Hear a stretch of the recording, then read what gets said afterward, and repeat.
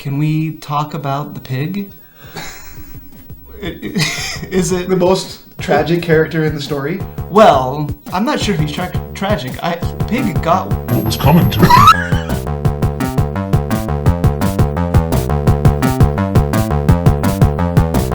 Hello and welcome to the TwinCast pod. We are a podcast where we pick up an old video game, we turn it around in our hands, and we try to ascertain if it still holds up today.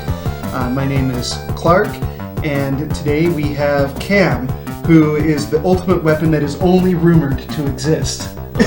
The rumored cam gun. Yes, the rumored Confirmed. Confirmed it exists.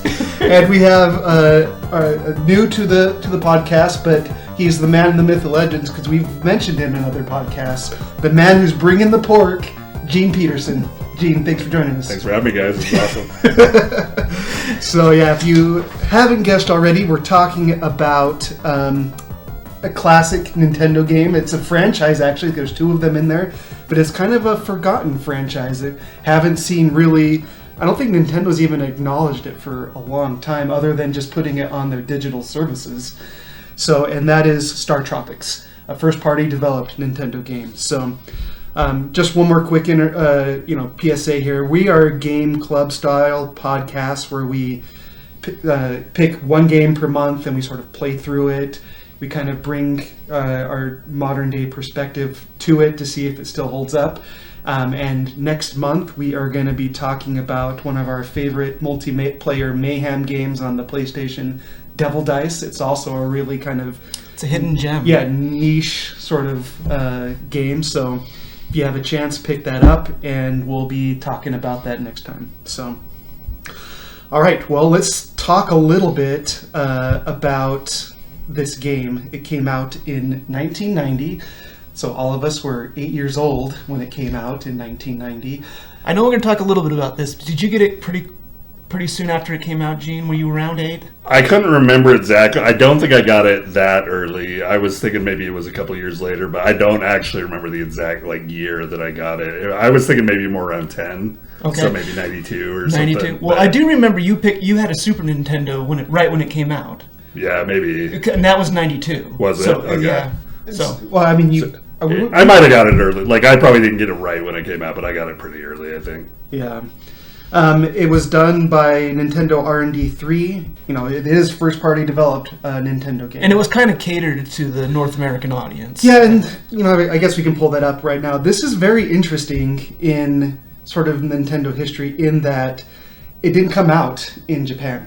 At all? Nope. No. It was developed specifically for the United States, which is why they talk about cola. Because they know that... Is that why it references cola a million times? Because Americans love cola? Yeah, the Mike is a baseball pitcher. He's superstar, all-star. Baseball and cola. Well, Japan loves baseball, too. That's true. But, America... I think they kind of associate baseball with America, even though they like it. But, yeah, I mean, this was specifically catered to Americans. So they had Japanese developers developing for a Western audience specifically, which is why we got that. And I think that's one of the reasons why Nintendo doesn't really acknowledge the game very much, is because at least the people working for Nintendo, they don't probably have a lot of Yeah, I'd be interested to know if there was like a market for this kind of stuff in Japan, like, oh, this is a Nintendo game, but it didn't come out here. Because I know they're here in the States, there's always those, there was that Japanese game that we never got, and I wanted to check out, and people check it out. So I wonder if it's the same the other way around. Yeah. So, I mean, that's a little bit of the historical context, and I can see here, Gene, in the notes that you put cult classic, and I think that's a good way to describe it, is you can go on YouTube, and there's lots of people who, gush over this game today, and, they had... And I think we were, the exact target demographic for this game when it came out. And I think that's why it sort of lands as a cult classic for me, so... Yeah, the people who loved it, really loved it. And I definitely fall in that. This was one of my favorite games growing up. And, one thing I've wondered for years, I never got into the Zelda series really at all. And when everybody was huge on Breath of the Wild a few years back, and I just didn't care. Why don't I care? That's one of the few Nintendo franchises that were big names that I just don't really care about. And when I was kind of prepping for this, I kind of realized because I was a StarTropics guy, not a Zelda guy, and they're not exactly the same game. They certainly have their differences, but it was part of the reason I never played Zelda very much is because I was so into StarTropics, and this was my version of that genre. You can tell they reused a lot of the, I don't know if that's the game code or whatever, because like the save screen, it looks exactly like. Oh really? I never noticed. Yeah, that. and the heart sprites are the same, and like it says elimination mode in the save, and that's exactly the way it says it in. So I was gonna say, the save screen looks and it works the same way as Zelda. And here's my opinion: I think that this is this game does a lot of stuff better than Zelda did. I agree with that. Yeah. Well, it like the original Zelda. The original Zelda, and the second one. I think this does the overworld thing much better than that one. The second Zelda.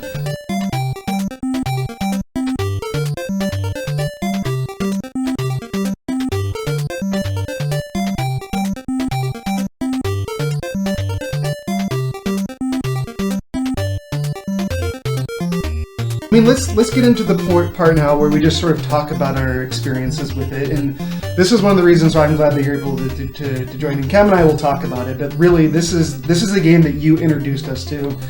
In fact, there was a lot of gaming gateway at your house. We would go and we would see what cool games you were playing, and that was sort of our gateway. And this game is sort of us. But let's back it up here. And that was a two-way street, by the way. I would go over to your guys' house, and you guys would have different games than I had, and that was a very interesting part of that decade or two of gaming, where we had these consoles, but there was no internet yet, so we couldn't play together over the internet. So we had to actually go over to each other's house and sit there and play together. Sometimes we just watch each other, sometimes we play, sometimes we'd switch off, but that was a major part of our lives growing up, was just going over and seeing what the other people were playing. And we had some games in common for sure that we both had, but we also there were numerous games that you had that I didn't, and I had some games that you guys had and I didn't, and that was it was just part of the fun of the whole It was so cool. Yeah. I kind of miss those days. Yeah. A little bit. It's funny because we could boot up and we can play games. In fact, I see you guys on Steam, but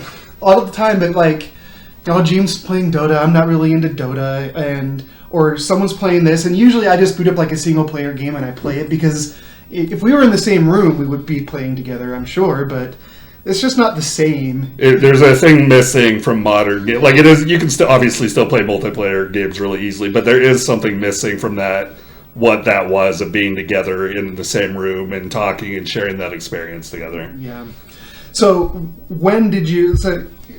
we talked about maybe you got this 8 or 9, but how did you usually acquire games? Did your mom take you to the store and you would pick one out? Did you get it for Christmas? Your birthday? Do you remember? I don't remember how I got this specific game, but probably so I can't remember the name. You guys probably went to this, it was a little video rental store. Top Hat Video? Top Hat. It was probably Top Hat. And so this was actually a little bit of a ritual for me, in that every Friday night my mom would take me, we'd go grocery shopping and at the Smiths across the street, and then afterwards she would take me over to Top Hat and usually rent me a video game. I think I could get one game a weekend or something.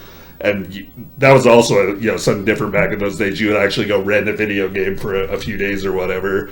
And then afterwards, she'd take me to McDonald's, get a Happy Meal, a $2 Happy Meal on the way. And that, Friday nights were my favorite thing of the week, because it was, I'm getting a video game and I'm getting a Happy Meal. You're explaining the millennial heaven right there. It was a really good utopia. Long time. That was the normal thing, the normal Friday night. And so I think I probably maybe rented it there first and liked it enough that I asked to buy it or something like that, is probably what happened. Yeah, and that's the thing back then, is now you can get video games on Steam for super cheap, and sales and stuff like that. But these games new were $60 in 1990. In 1990 money, which is $120 or $130 today or whatever. Yeah. And man, so you couldn't just go out every time a new game came out and buy it. Yeah. It was too Renting was a big part of the gaming culture then. Yeah.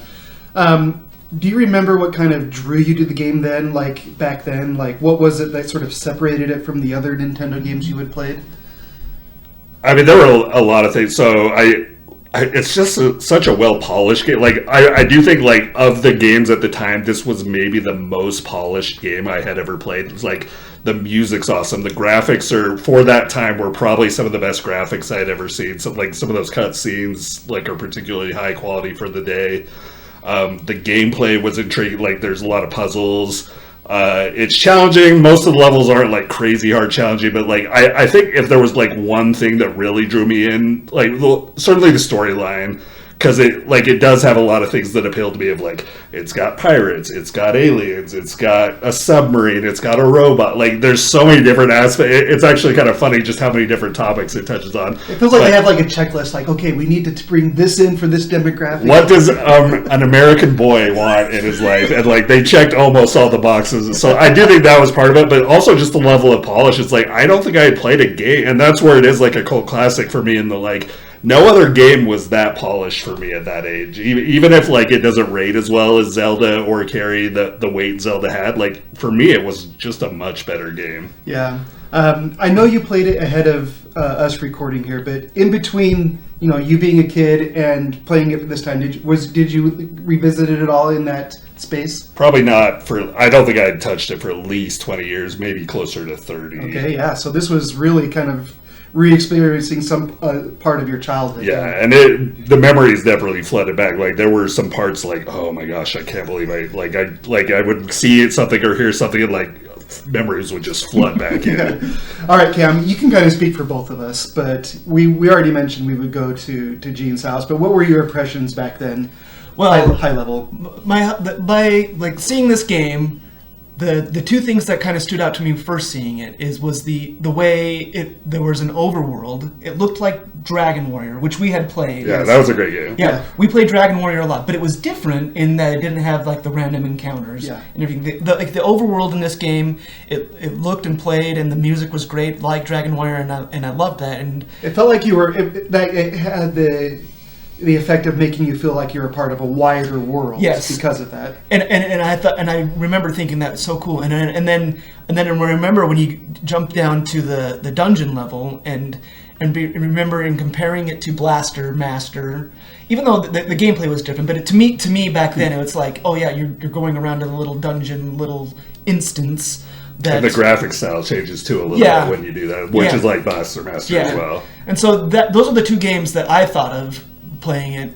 I'm not sure if I actually played through it all the way myself. It was mostly experienced through watching Gene play, and I do remember some of the quirkiness to like solving some of the puzzles stood out to me, and I thought it was, oh, that's pretty cool. And I'm sure we're going to talk about this, but like when you have to dip the thing in water, and I remember Gene being really frustrated for some reason about this. And we'll talk about it. We'll talk about that. Anyways, save that. Yeah, and then also having to have the code that's on the back, so you can. It's a radio frequency, right? It's radio frequency. Yeah. And then I connected it, and I'm like, oh, this is Metal Gear was kind of stealing from that. Yeah. Oh, really? Yeah, Metal Gear had something very similar where you had to, with the codec, you had to look at the back of the box to see the frequency. The frequency. You had to so they stole it. Call someone in the codec. Yeah. Anyways, those are the high level impressions that I had, and then to me, I always thought it was just a super difficult game because I remember secondhand frustration watching Gene play. Yeah. So I'll ask you the same thing. Like, so back watching Gene to when you played it here, like in between, did you revisit it at all? Yes. When it came out on Switch, on the Switch online, yeah, I played through it then. And that's probably the first, cause I'm like, oh, this is cool. I remember Gene playing this game. And that was the first time I think I had played through it all the way by myself, not watching. And I enjoyed it back then too. So yeah, I think I probably like back in the day like loaded it up on an emulator and played through it on Nesticle. Yeah, Nesticle. But like you, I also played it on Nintendo Online, and my experience, I sent you guys a screenshot because we took a family vacation to Hawaii last month. And so I booted it up on the beach, and I took a picture of it on the beach, and I played it actually. You need to add that picture in. It's next level. So the viewers can see. I'll put the picture here. I was really immersed. Like, this is immersive gameplay here. Yeah, but it was the South Pacific, so not quite the same. Which Kola Island were you on in Hawaii? Yeah. Could you see the Southern Cross? Kola Oahu? Yeah, Kola Oahu. Oahu Kola, or whatever.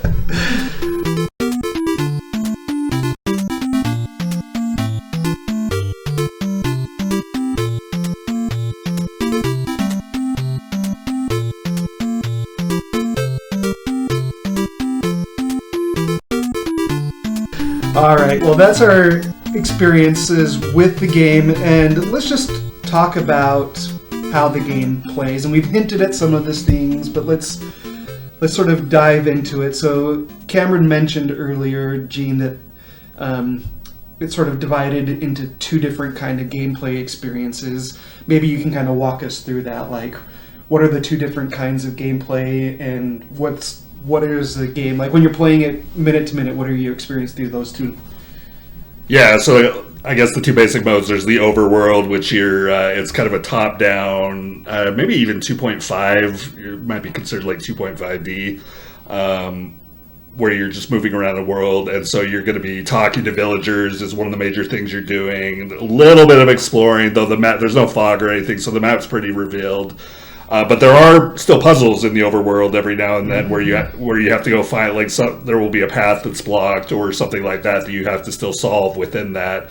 And actually, I guess even within that, there's almost, maybe not different modes, but there's kind of like when you're outside of the villages is still a little bit different than when you're inside of the villages. So you can, in the starting, when you're looking at Sea Island, you have to go move into the village.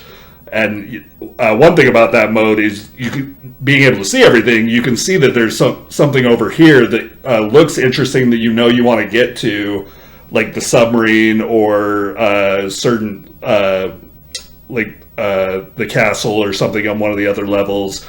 But you don't know how to get there yet because the path is blocked. So and usually you'll only have one or two places where you can go, and so you'll have to go there and interact with the villagers there to figure out how you're actually supposed to get to this cooler thing over here. So that's kind of like the overworld, and then pretty much every overworld has multiple dungeons, like 2 or 3 on most of them, where you'll go down into a cave or a dungeon or something, and that's more, I don't know if platforming is the right word for it, but that's where you're actually doing combat with the enemies, and there's no people in that usually or that kind of, that's really combat focused, and that does also have some puzzles of its own. So. Yeah.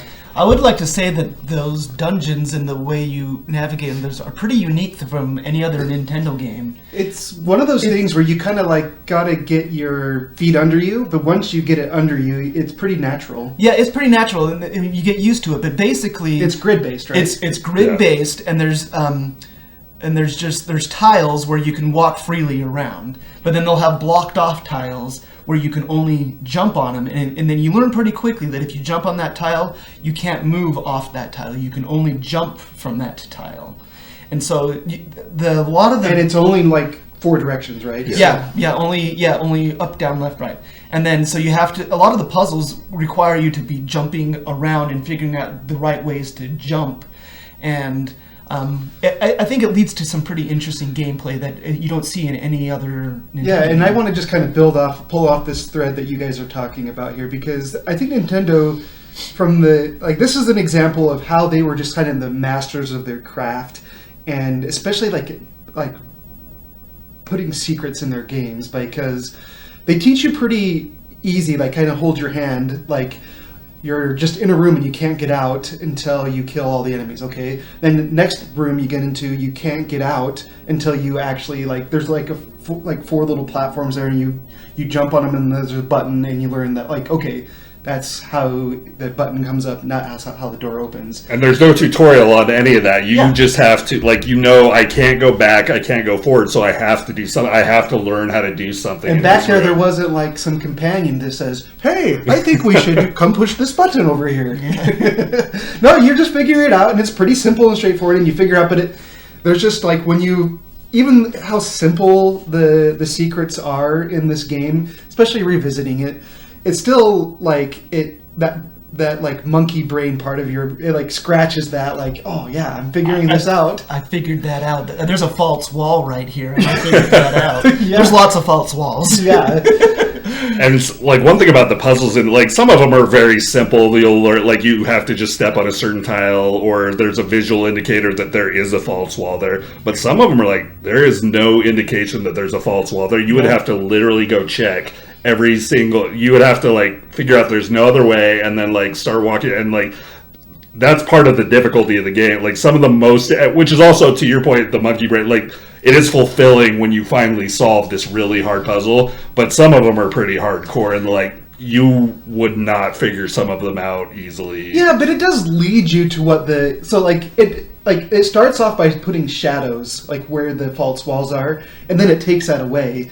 But it still isn't like leaving you totally high and dry. I can't even remember which one it is, but like it's that one where you're trying to get to the spring to the top of the mountain. Oh, like yeah. you can see where the spring is, but there's no like shadow. That's true. But you can see where it's at. Yeah. And so you can kind of guess like where the false wall is. And when you figure it out, like they've given you all of the tools to figure it out up to that point, and it feels good when you figure out that path. But then they layer that though with that there's not like in certain parts of the game there are multiple doors you can go through that will like kind of teleport you to a different area, or in some, like the spring is a good example of this, where if you take the wrong path you'll end up back where you were earlier, and you kind of have to start over. And so, like, they've layered that puzzle with this maze that you also have to go through while you're solving the puzzle, and it can get pretty intense in a couple parts of the game. I would like to talk about one of those puzzles / secrets that you first encounter in the game. You're like, oh, there's a secret, there's a heart over here, and you jump around and you find some more buttons and you jump on the button. It's a heart container. Yes, and then another wall opens. You're like, sweet, and you go in there and there's more goodies in the next room, and you find it and there's another button, and you jump on that button and you're like, cool, more, and then you go into the next room and you jump into death. And you just jump into water. And not just death, like you can see the bones of all the explorers before you that fell to the same trap that you did. You're thinking you're so smart, like, yeah, I'm figuring this out. That is interesting about this game compared to most of the other Nintendo games we played, is that it did have like negative consequences for certain things. That like a lot of games we played didn't have anything like that. Like you could obviously die if you didn't play right, but not for like just going in another room. Or like the other thing is I forget what they're like, treasure boxes or the things that give you an extra life, the signs. Oh yeah. You can get a -1 on that, actually. Like, it's random. You can get a 1, a 2, or I think a -1 are the three I don't options. think I ever got a -1. So you can lose a life by picking one of those up. So, like, it was an interesting design on some of those aspects, and like it did some things that maybe most other Nintendo games didn't do. Yeah.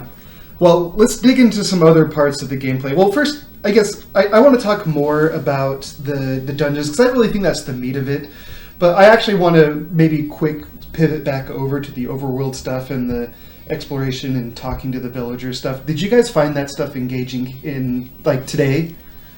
Today, no, I don't think I found it that engaging back in the 90s either. Like, that was probably my least favorite part. Like, there were some funny lines and stuff, but I've never been the type of player who wants to go talk to people.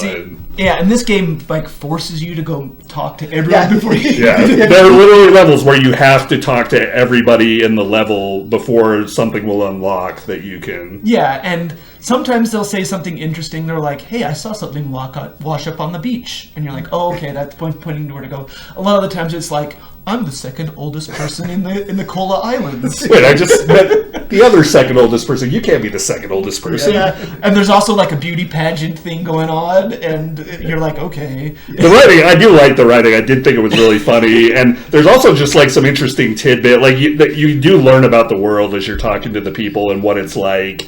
And like you just pick up these little nuggets here and there that are pretty interesting. I've just never been a fan of having to go talk to everybody in a game. I will say, though, that like with the talking to people, one of the things I remember being really impressed with, and I still think is really cool today, are the big giant sprites. So like when you go and you talk to like the village chief, and you see the sprites, or when the banana girl wakes up from her So there were really cool, like, or you talk to the parrot, and but there were cool sprites there, And that was, back then, those were really cool. That was really good graphic. Like that might have been the best thing we had ever seen in a video game. Yeah, I remember being disappointed in Dr. Jones when he was he's an old balding man.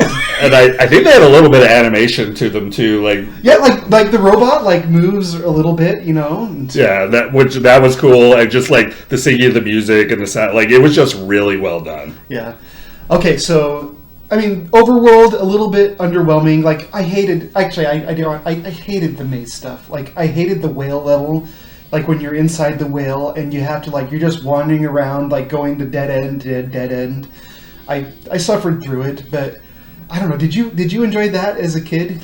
I like the concept of the well. I remember, and when I revisited it, I kind of felt the same thing. Oh, this is so cool to be inside the well right now. But yeah, as far as the maze gameplay, that was not my favorite. But yeah, it was like a Dragon Quest dungeon without any of the danger. There's no encounters or anything. You're just wandering aimlessly until you find your way through the maze. Yeah, but. Shifting back to the gameplay in the dungeons and things, one of the things that I think is a real standout is the boss battles. Oh, yeah. So let's talk about the boss battles a little bit here. Gene, what was your favorite boss battle? Yeah, I don't know if I have one favorite. I definitely like the Ghost. That was a super interesting level. Just because you have to use the scepters to reveal the ghosts at various points. Yeah, in fact, maybe I remember thinking of this when we were talking about the secrets. That's actually one of my favorite secrets in the game is the whole revealing ghost things, because you slowly realize that you have to reveal ghosts to open up secret passageways, and there'll be ghosts hidden in the walls that you'd have to kill. Yeah. And then when you get to that boss, it's so cool because you go into the room. What is this? There's nothing here. And then you use it to reveal ghosts, and there's a big old ghost there. Yeah, and the bosses have big sprites, and they're cool and interactive. That was hard for them to do that back then. There wasn't a lot of memory. Yeah. They had to stitch multiple sprites together to get that. Yeah. Did you have a favorite boss? Let's see. Well, I mean, I think maybe the one that kind of stood out to me is, the first snake boss. I thought it was cool after you defeat him and you jump around and you see his skeleton body, his corpse as you go in. I thought that was a cool touch, and I also liked the fire guy. And how you Magma the Fierce. Yeah, and then how you have to make him fall into the water, and you can't even attack him, and you have to jump on the platforms in order to make the things disappear around him, and he falls down. And he becomes all shriveled and weak. Yeah, so cool. It happens to the best of us. Well, what about the worst? The water does make him shrivel and shrink. I was in the pool! What was your least favorite boss, Gene? I mean, I never loved Zoda, the final version of Zoda, just because he was so hard. I do think it was compelling gameplay, but the difficulty level just made it too hard to enjoy for me. So that's probably the one I look at. I don't want to fight that guy. In fact, I think all of it. Are you in agreement with that, dude? Yeah, I'm going to agree with that. In fact, let's use this as a transition to talk about the difficulty of this game. I think difficulty plays into how fun a game is. And so, Gene, how would you describe overall the difficulty of this?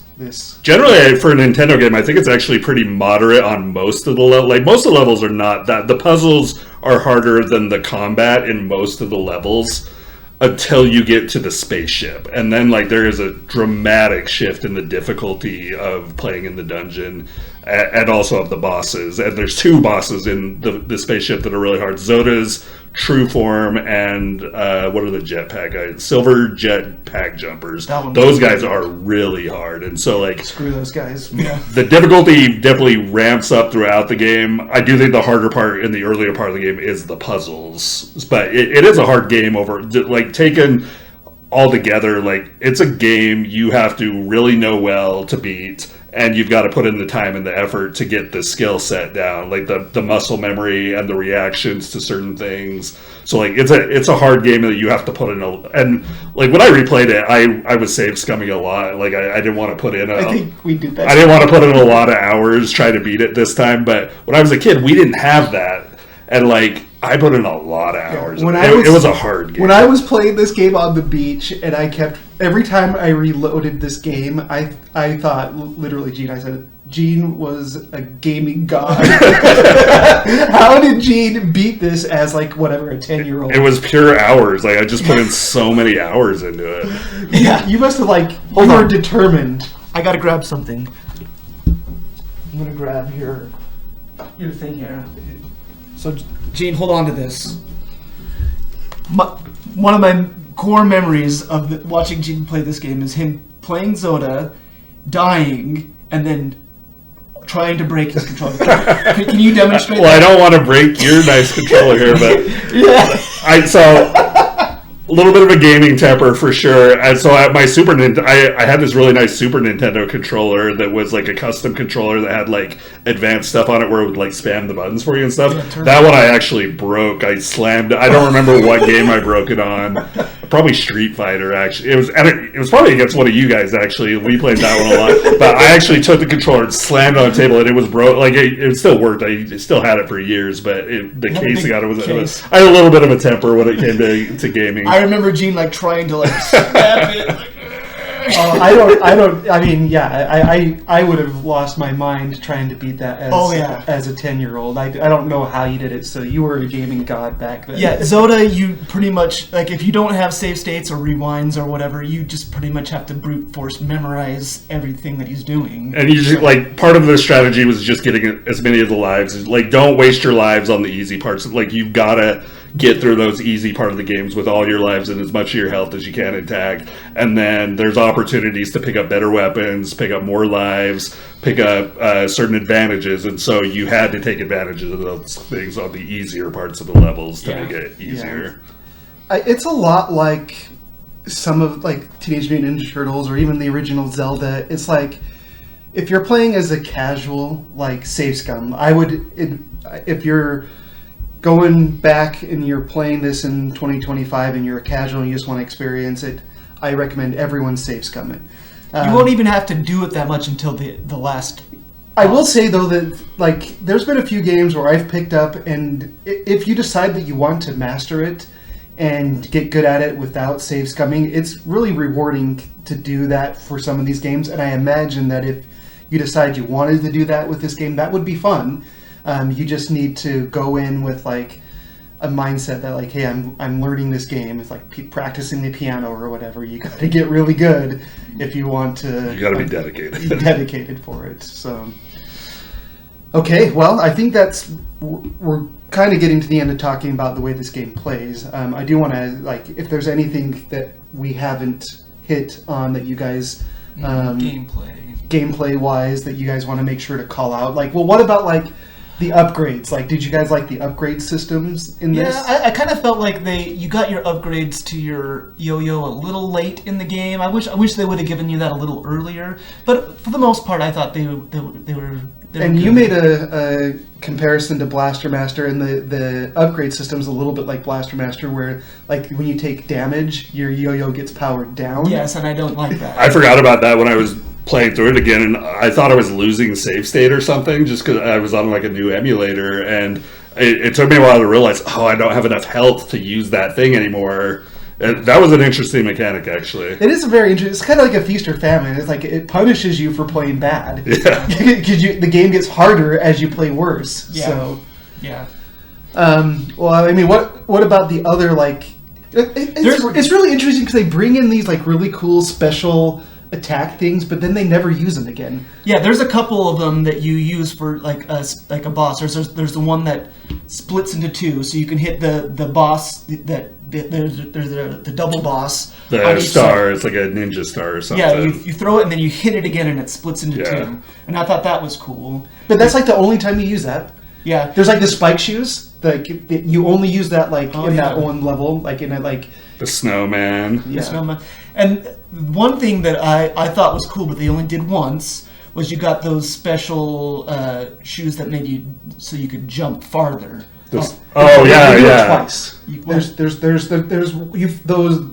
that boss that you guys talked about that they give it to you there, And then they also A little bit earlier in the same dungeon, right? No, But it's still pretty late in the game. Yeah, so I mean, there's two spots, but yeah, the problem is like it kind of broke my brain a little bit. There's some times where like I was jumping fast and like, oh, I can double jump, and then I would just like jump into the water because I wasn't used to jumping so far. I kind of wish they would have had used that mechanic a little bit more, because I thought it was interesting and broke up the gameplay a little bit. Or like go Metroid style, where once you pick that thing up, it's like more permanent. Yeah.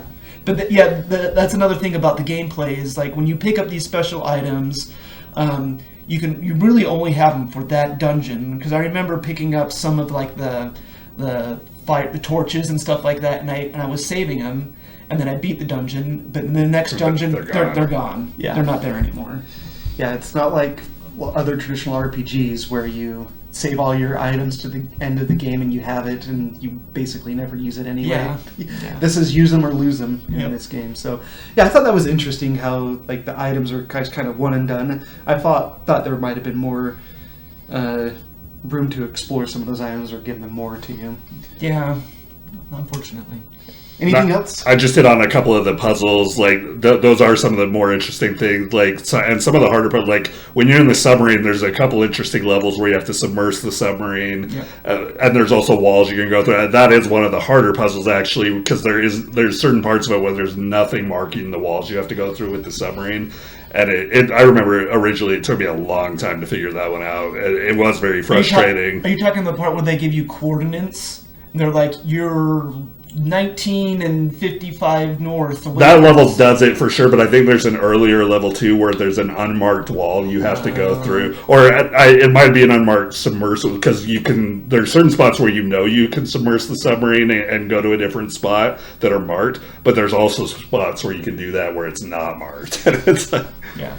So that was like those type of puzzles were pretty interesting, and then like the piano one on the pirate level, that kind of reminded me a lot of Goonies, which I think that was a movie we all loved growing up. I'm sure that was inspired by Goonies. Yeah, and so like that whole pirate level just like rang something in my heart that I really liked. And I think it took a while to figure out how to do the piano the first time I did it, but that was a fulfilling one for me when I figured it out. What is it like? Are 10-year-olds going to be familiar with The Sound of Music? Yeah. Like Do, Re, Mi. Yeah. Do, Re, Mi, Fa, Sol, La, Ti, Do.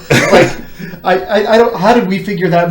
Did you use Nintendo Power? By the way, I went to a retro game convention and I picked up a Nintendo Power. I almost certainly did, because I did get Nintendo Powers as a kid. I can't specifically remember if I got this one or not. But the one thing I do remember, like the bird gives you, the parrot gives you a hint on that so one. Far. Yeah. Do you think it was an accident that he chose those words? I mean, the verb do, I mean, if it is actually not do, it's do. Do me so far. Yeah, okay. Well, how do you do someone? I mean, I kind of get the do, but so yeah, I mean, man, just overall though, what a delightful game to play overall, even if it's frustrating at the end. Luckily, I think in 2025, those concerns are mostly absolved because you can just quick save scum it and get through it without too much hassle. It's just part of the gameplay these days. The way I played it is I didn't use load states at all. I just set up the rewind feature on my emulator, and so when I was going through, if I got hit, I'm like, just rewind 2 seconds and then keep going. there were a couple, like Zoda particularly, like it got to the point where it was so hard I had to go like find a point where I did a damage to him without taking a damage and immediately hit save. Yes. And that was kind of how I progressed. And I had to do that about 20 times or something. Like it was quite a grind to get through. Yeah, I was wondering if that was going to give you PTSD. A little bit. The level with what are the bike guys called? Those guys are annoying. That just flash across Space Riders. Oh. When I got back, so that spaceship level was pretty interesting because it is the hardest level in the game for sure. And my recollection of that, my memory of it was that it was this huge maze. And when I actually saw it, the guide I was using to help me as I played through again, it's not a very big level actually. It's just the doors. You have to go through the right doors in the right order. But there was one particular part where the Space Riders are coming at me, and I had a very clear recollection. It's like when you're a kid and you're like a grown up going back in your old house and like everything's smaller, Yeah. but you remember it. Or you go back to your elementary school. Yeah, it was like that for me. Like, this isn't exactly how I remember it, but I remember this part. I had that too. I remember like when I booted this up, I remember thinking it was like this giant epic game. But it's pretty small. But it feels epic still. If you know what you're doing, it's only a few hours of content, mate. Like, if you were trying to like rush through it, and you had everything down, you didn't die, you knew all the puzzles.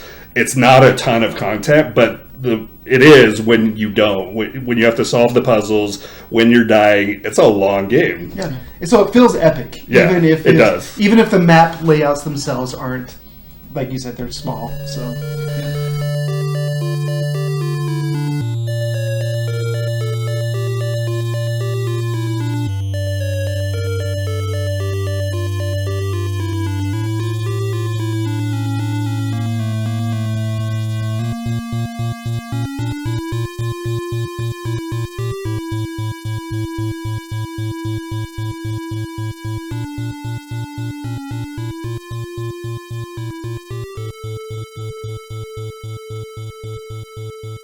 Notes. I wanted to ask you guys, so this is a game that hasn't seen a sequel in 31 years.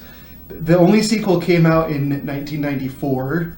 Which was like the last year of the lifespan. It's crazy to think that they were releasing NES games in 2000 or in 1994, which is only 1 year before the PlayStation released. So it kind of got released onto a dying platform. I played like the first chapter of it. It's pretty good. I want to go back and keep playing for it. But so this is as we mentioned earlier, this series is kind of confined to a footnote in history. I want to ask you guys, if you were tasked with bringing this franchise back, like what were things that you would do in this franchise to make it relevant? Well, Gene has game development experience, so yeah, like I think this is it possible, Gene, to revive this franchise, you think? Well, I do wonder why they've never tried. They must feel like there's not enough interest, I think, is the only reason they wouldn't, for an IP that they own. But yeah, I think there actually is something there that, like, would I go see a StarTropics movie? Yeah, I probably would, to be honest. Like, make it like the Goonies. Yeah, or if there was a new StarTropics game, would I get that? I probably would. So, like, I do think there is something there. I don't know exactly why they don't, but yeah, I do think that the genre is interesting enough. Like, the backstory that they made, there's actually some really interesting and deep things within the story itself that are pretty. So, like, I think there is something there. I don't know why they put it down and never picked it back up, other than, like, to be honest, I don't think I ever played the sequel. I don't think I ever played Zoda's Revenge. And, like, given how much I love the first one, like, why didn't I? It's probably because I switched over to Super Nintendo around that same time. Yeah. And you guys switched over to Sega. Yeah, so, I mean, we never played it back then. I actually have the cartridge around here somewhere. And, like, I played it the first chapter, and it seems good. The difference is you can move on diagonals, but I think the challenge, though, of like making a modern game in this franchise is that you can't make a game like this. There are games like this today, but they're all like indie developed games, right? Yeah, you would have to do an indie game style, and I don't think Nintendo's not going to do that. So do you think it's actual 0% we're going to see anything else in this franchise? I don't know about 0. I'd put it at 1. I know this is my answer to all these things, but a lot of these games, if you update them today to make them fun, you'd make it into like a roguelike game. It's the answer to everything. It's my answer to everything, because you think how fun it is. Like, you go in there and you have different kinds of yo-yos you could get. You have randomized levels. Every time you beat like a boss, you get to choose like an upgrade to your yo-yo. Dude, that sounds pretty fun, actually. Yeah. we might need to make this game. So yeah, that's like my stamp answer every time we've asked that question. Yeah, call it Moon Tropics or something like that. And instead of like a cola, it's a Dr. something every time. Or like a Pepsi or Dr. Pepper. Well, let's talk about the story here. So, just on a high level here, it like a lot of games in the early NES, it's not groundbreaking, but you are Mike Jones. You are from Seattle, Washington. Super original name. Yeah. You are 15 years old, which is like, again, like when you're like a preteen, like those teenage years are like the perfect years. Like you hated adults. You didn't want to be a kid, so like those teenagers, looked those were the cool people, right? So you're playing as the cool ace pitcher. He's into sports, which we also were as kids around that age. He's got an archaeologist uncle, like all of us. Yes. And what's his name? Dr. Jones. Just like Indiana Jones. Yeah. Yeah, you can tell they're heavily being inspired. Although, like, I think that kind of was the reason why I was disappointed when I actually saw Dr. Jones. I'm like, that doesn't look like... They should put him in a It's not fedora. very exciting. Yeah, he doesn't have a fedora. He has to have a full head of hair. Yeah, he looks like us now. I know. I mean, you go to a pretty cool location, the tropics. Yeah. There's a lot of mystery around it. Like, it's pretty fun because you run into his assistant, Babu. Babu, yeah. Babu. And you... That guy's a tool, by the way. He doesn't even, like, he knows information and he just withholds it. I'm not going to tell you that there's aliens, so I'm too scared to talk about the aliens.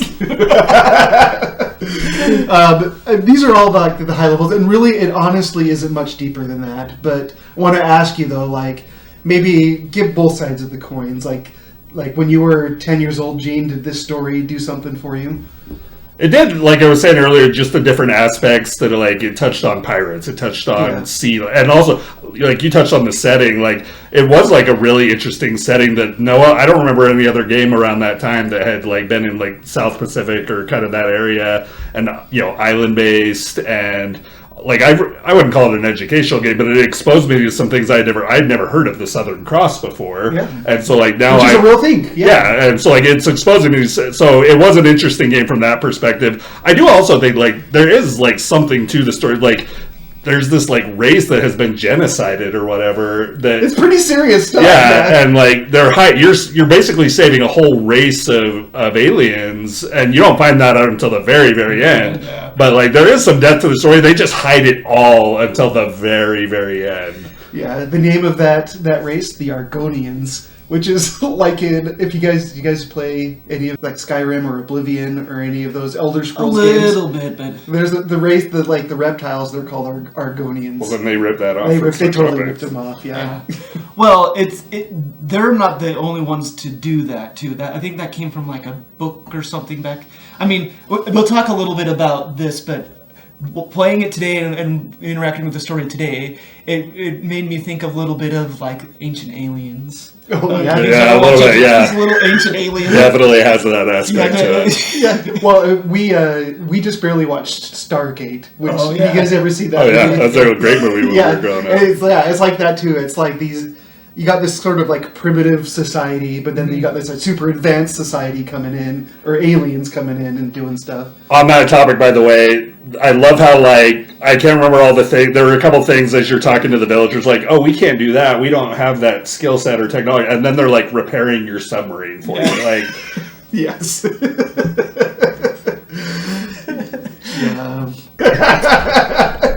she's the one that says, oh, she wasn't really that lonely, so she just says that I saw a note wash up on the beach.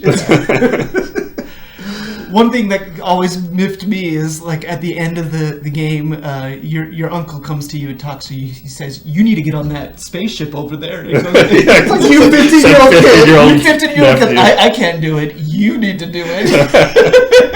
To be fair, you're pretty powerful at that point. You've got you don't have the supernova yet, but you got the star. What's the middle one? Morning Star. Yeah. Which, by the way, one thing I learned in this playthrough, you don't have to get that. That's an optional side quest. You don't have to go through the Amazonian woman castle. Which is that's the quest you go to get the Morning Star, but you don't have to go through that. You could try to play the game without the Morning Star and win it. Which I don't know how doable it is, but it's not a hard requirement. Yeah, that's the first time we talked about this. You have to cross-dress in order that was and you get to adds a lot. It's pretty progressive for the time. Oh yeah, there's the one picture of Mike in his dress, and he looks super happy in it. Yeah, well, he looks super happy because he's watching ladies in bikinis fight each other.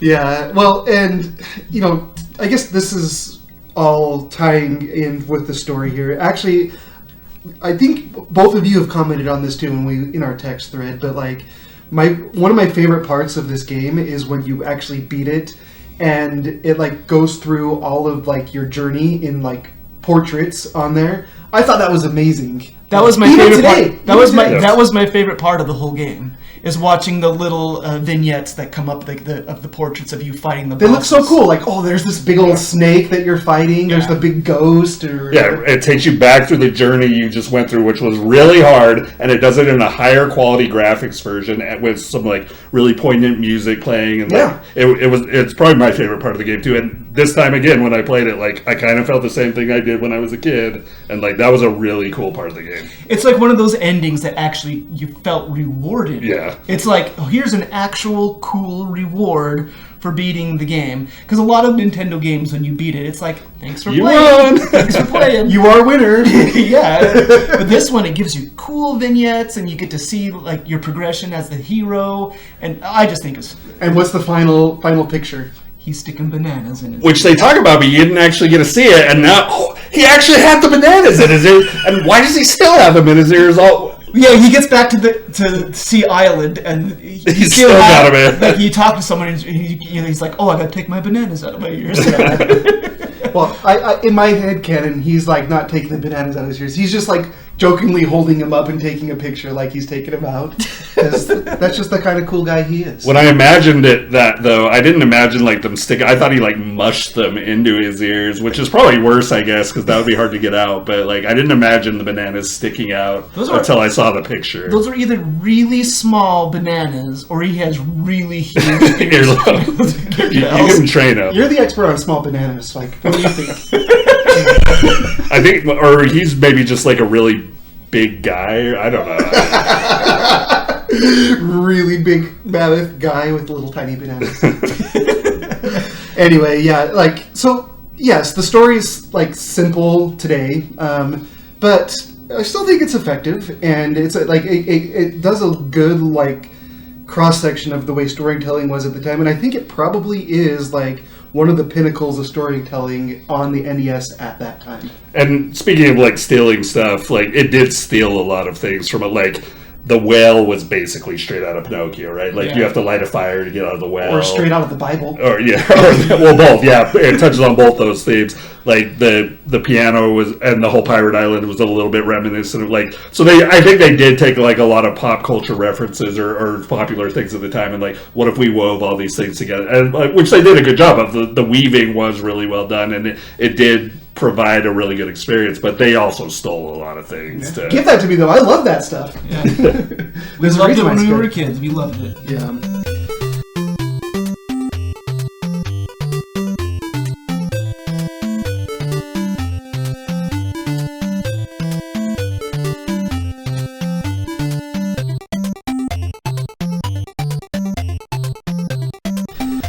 Okay, well, I think that wraps up our story. In our notes here, we have like a spot here for graphics. We've kind of hit on the graphics quite a bit here. Is there anything that you want to add to with the graphics? No, I think they're great for the Nintendo. Just I don't know any specifics about the technical implementation of the game, but I had to imagine this had to be a challenging, like that. I think they were probably pushing the limits of the Nintendo. Well, this was in 1990, so the NES had been out for 5 years at this time, and they had started, I don't know if you knew this, but they started like adding dedicated chips into the cartridges. Yeah. And did this game have that? I'm pretty sure. I should have looked it up, but judging by the size of the sprites, they would have had to.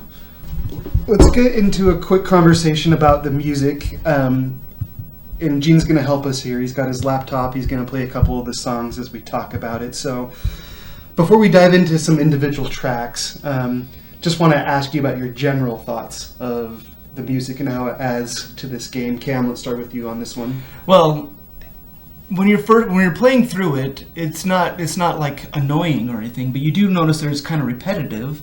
There are some games around this era where you get bugged by the music because you hear it way too often. And this one does repeat quite a bit, but I found it not too bad because it was pretty good. Yeah. What about you, Gene? High level thoughts? Yeah, kind of the same. That like it is. You do hear the same thing a lot. Like it's good music. You hear it a lot. You get a little bit tired, but it's good enough that you're not like super annoyed. But I do think it's also like part of the immersive part of the game. It's like some parts the music plays into, like the closing sequence we talked about. Like the music is a really big part of that, and there's some other parts that like. So that's the part I liked about the music in this game, was just it tied into the way you feel and experience the game. I mean, I'm not going to add too much more to what you said. It gets annoying. That's just the way that a lot of NES games are, because most of these songs are 30-second loops. And just because of memory constraints back then, that's all they could really do is those 30-second loops. I will say it's pretty cool how it like ties all together. Like it's very thematic. Like they all sound very tropical. They all have like a pretty cool like bass line as you listen to it, like in a kind of like it reminiscent of some tropical themes. And so my initial thought, it was what you guys were like, oh, this gets a little bit annoying after a while. But I think if you step back and you just like listen to it track by track one time, like there's some really cool songs in there. And let's start with maybe the most annoying one, because you're in the dungeons. I think it's a really cool song. The problem is that you hear it like for 2 hours on a 30-second. This is the dungeon. Yeah. So. And you hear this one a lot in the game. Yeah. It's in almost every dungeon. Yeah. So this is like the general like exploratory theme as you're going through them, but it's like upbeat. Yeah, it has like an islandy vibe going to it. Yeah. Could be who it And is. but it's also got like a mysterious like tone to it as well. It's like I think it's perfect for a dungeon. The problem is that it's 30 seconds, and we're gonna like here in like just a few seconds here, it's gonna loop back up. Well, I guess it's a little bit longer than 30 seconds, but when it gets to 40 or 45 seconds, it just loops back over, and you get tired of it. But it's cool. Like it's impressive, like how few notes they had access to on like these like MIDI style music format, but like still able to create like really good music with it. Yeah.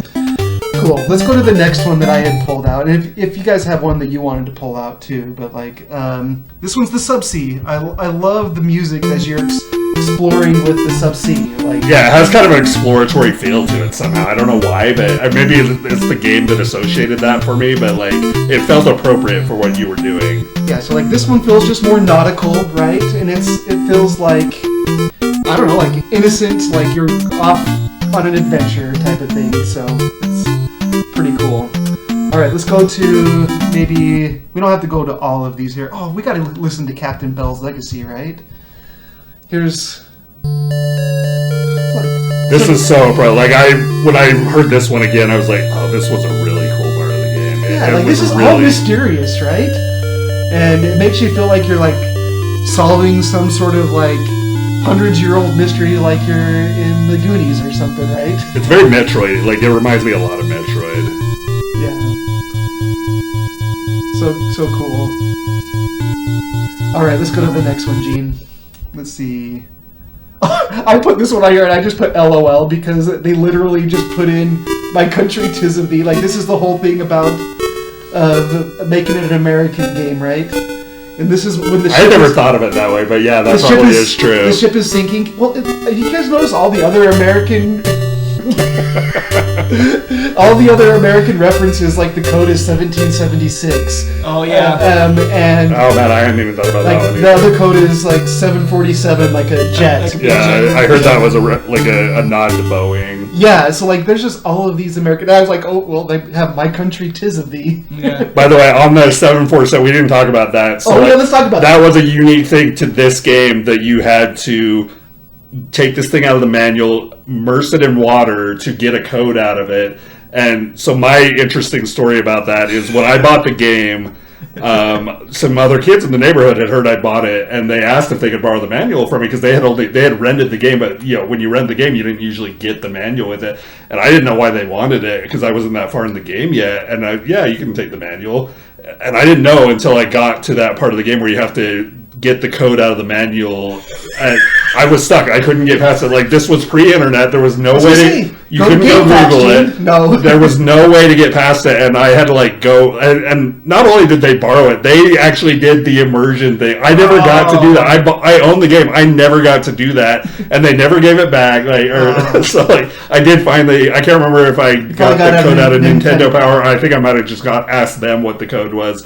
But, like, that was very frustrating for... But I also heard that was, like, a controversial thing, too, because, like, people who rented the game couldn't get past it either. I think they probably did that intentionally, and I think we've touched on this in some other... Nintendo didn't like rentals. It was sort of their copy protection, like... Well, that was not the way to go about it. I wonder how much an intact StarTropics manual would cost. Like, just like... It might be pretty rare. Yeah.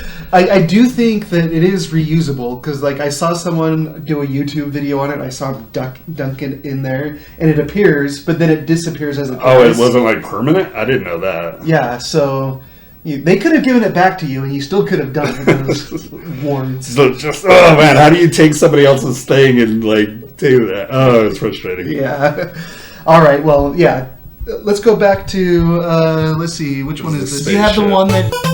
Yeah. So this is like when I was playing this time, it was like such a relief to get into the dungeon and hear a different song, and it's a cool song too. It's more space themed. It's more space themed, but if you listen to the bass line, it's still kind of got that jazzy bass line for like a tropical game too. So I think it does a good job like tying it all together.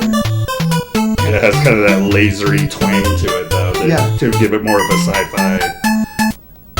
Anyways, I thought this was really cool too. So I think I was looking at your list here, and yeah, this is the one that I remember being my favorite. Yeah. Oh yeah, this is like the solemn one at the end. I'm gonna cry on camera. That poor space race kid. Like I remember the little monkey kids. Yeah, I remember looking at the pictures today, and I was like, oh, they look kind of weird, but I mean, they've been through quite an ordeal. That's right.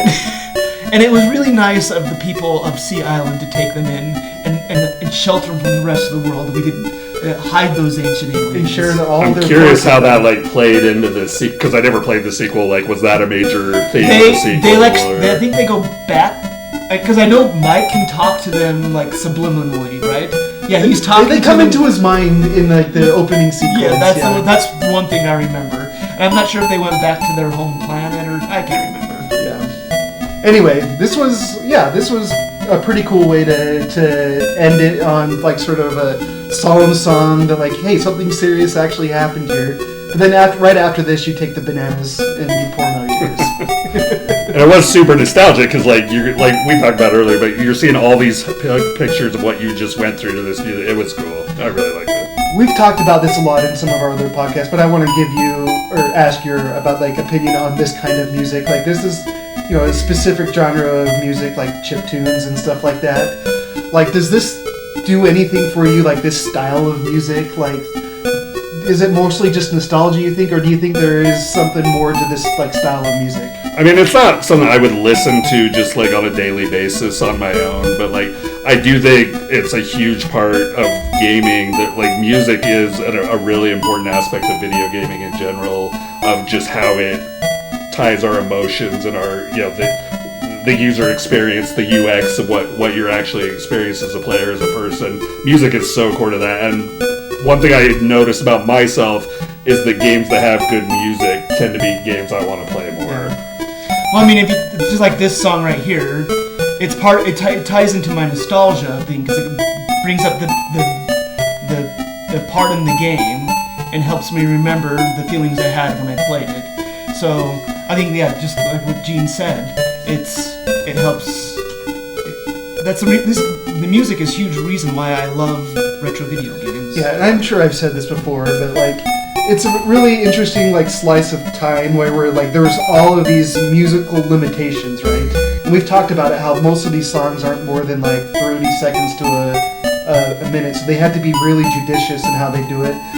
But there's something about like limitations kind of can breed creativity in some sense. Yeah. So like the music today in games are good, but they're not as memorable, I don't think, because one, they don't play over and over again and loop. But also I think that like when you have full orchestras playing in there, like you don't have as much.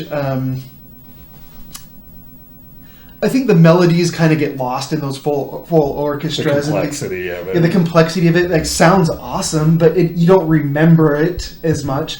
So I think that's one sort of thing that is lost in modern days that these old games we can kind of learn from that too. So and you think because the quality is lower, it's like, oh, there weren't good musicians. Like there were super talented musicians that were in charge of composing this or like making it like it. It just sounds like compared to what we have access to today or what you had access to in a movie even back in those days. Yeah, it was lower quality in that sense, but not the quality of the music. The music is still super well created. Yeah. Cool. Well, I think we're getting ready here to kind of, tie this all up and kind of give our TwinCast stamp of what we would, if we would approve this game or not. Before I do that, though, I always like to ask, is like any parting thoughts on this game that you want to make sure to, talk about here before we get to scoring this game? Can we talk about the pig?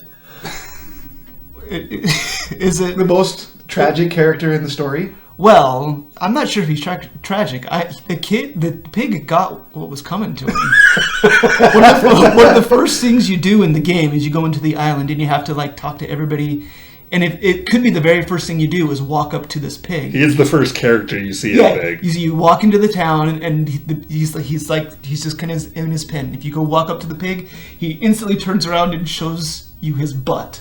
And it's 1 pixel. It's a 1 pixel anus. And you're like, oh, how rude. See, this is an example of prime storytelling. Like, these guys must have gone to film school because the concept of show don't tell. Because they don't tell you, like, the pig is disrespecting you. Yes. You just have to, like, see that he's disrespecting you. Oh, it's the ultimate disrespect, but he gets his. He's getting his. And the thing, they don't tell you either. He's just gone. Yeah, when you come back there at the very end of the game, there's the whole town is celebrating, and the pig isn't there. Show don't tell. It's like, okay, they're having a pig roast tonight to celebrate. I do wonder, like, was that the first time in the history of video games that an anus was visually portrayed? It's got to. Well, with the Nintendo seal of approval, there was plenty of black market homebrew games that people made. Were there in like the 80s and 70s? Oh, there was porn games. All right. Yeah, there was. There definitely was. They didn't have the Nintendo seal of quality. This one had the Nintendo seal of quality. Well, this was fair enough. It was also developed by Nintendo, and which was crazy because they had skulls and they had bones and they had crosses, and yeah. Nintendo was actually pretty allergic to any of that kind of stuff. And they censored like Castlevania heavily. They took out the crosses and the Bibles. Did they take out the Bibles? Well, I mean, there's books that were supposed to be Bibles. That makes you wonder if that ties back to the this is for America specifically. So we're going to now allow some of these things because Americans, we love our violence. We love our schools. Yeah, especially violence to pigs. we do eat a lot of pig. Yeah. So that's the only thing I wanted to make sure that we talked about. Yeah. All right, well, man, what a great discussion. So, Gene, I'm going to kind of just explain the way we it's a little bit unique, the way we sort of rank these games. It's actually just generally a regular tier schedule or ranking system, so like S to F. But we just we also assigned like a number to it so that we can kind of like average it out on what it is. So, and at the top of the scale, like an S, like these are the games that like if there's not going to be very many of these kinds of games. There's a couple games that we've talked about that have come close, but most of these games like these, if this game was released today, like it would still be like the best game of this year. So that would be like a 6. An A or a 5 would be like, hey, nostalgia definitely carries it today. And that's what kind of still gives it up to a high tier. But it does need that nostalgia to get it there. B is it's still a fun game to play, but it just wouldn't separate itself from anything else today. C is it's fun to play for 10 minutes, and then you turn it off. D is nostalgia alone is not enough to get you to turn the game on.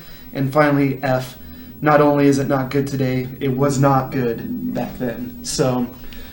you're our guest today. We'll let you kind of put your own grade on this and your thoughts. All right. I think I'd go somewhere in the B, maybe. I probably wouldn't go as high as an A, but somewhere in the A to B range, 4 to 5. If this game came out today, I wouldn't play it because there are games that are similar style that do come out, and I don't play them. And that's more because I've changed as the style of games I play and my patience for certain types of gameplay. I don't play very many games that have narrative to them anymore. I don't play very many games where I have to go search a world. I'm over the grind of those type of games, so I don't play them. So that said, though, I really enjoyed playing this when I went, and part of it was certainly the nostalgia factor, but there were also parts where that was kind of fun. And so would I play it today? No, I wouldn't, but I still think it's a really great game, and I would probably put it 4.5. Yeah, 4.5. 4.5, okay. Yeah, you're going to put it in there, Cam? Yeah. You go next, Cam. I will probably give this, I'm going to say, a little bit more than a B, so 4.1. I'm going to say 4.1 for some of the same reasons that Gene said. This isn't The Price is Right, $1. Well, it's 4 less than you, so it's 4.1. I had fun playing this game, and I recognize that there's how hard it can be in some of the platforming but I would recommend this game to anyone who is interested in retro games and in history of games and say this is a really fun example of what the Nintendo can do. One of the pinnacles of platforming and storytelling, it's on the Nintendo. It's fun. You should check this game out. It's got a cool theme to it, which you didn't quite see many tropical themes, and I thought that was cool. So I'm giving this a 4.1. Yeah, well, I guess Price is Right. I'll go 4. Straight 4. And I'm not going to really deviate too much from what you guys said. Just to add, to pull on the history thread of what you said here, I just think it's a shame that Nintendo has kind of forgot about this. And I know there's a lot of people who are Nintendo fans today, and I think those kinds of people who are interested in Nintendo and what Nintendo's doing today, I think they owe it to themselves to go and visit this game and understand, because this is really a unique game in its catalog and history, and because of that, I think there's a real reason to check it out, and it's fun. So it doesn't overcome its flaws. It still has its flaws. If you go in eyes wide open, understanding the flaws of the game, and you have a guide and you have a way to save states, you're going to have a really good time. If you have a guide really helped me. If you don't have to struggle through the puzzles, that just really helps get through a lot of the grind of the game. Yeah. So overall, we're stamping it at 4.2. We didn't have much disparate opinions here, so but we all loved the game. But I really enjoyed this game. Okay, well, parting thought, just please do not jam bananas in random orifices, okay? PSA. Yeah, make sure they're not random. Make sure you know which orifice you're trying to get into, right? Have a doctor nearby. Well, I think we should celebrate the end of this podcast by going having a pig roast. How about that? There we go. With that, TwinCast is out.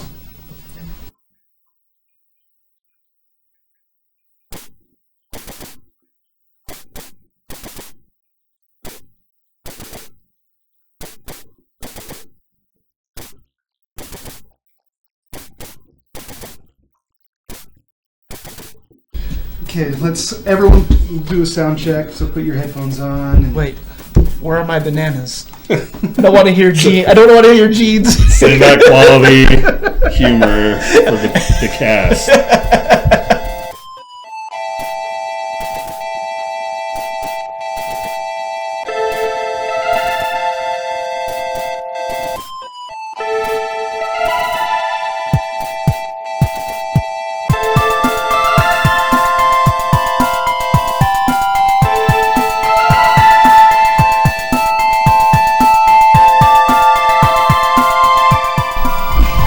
Should I get? Should I be like this? Oh, you gotta lean right in and get that deep baritone voice. I can do that. You can do. Oh yeah, that's the good stuff. Hello. Right there. Ladies and gentlemen, good evening. Oh man, Happy Saturday evening. I could just fall asleep. okay.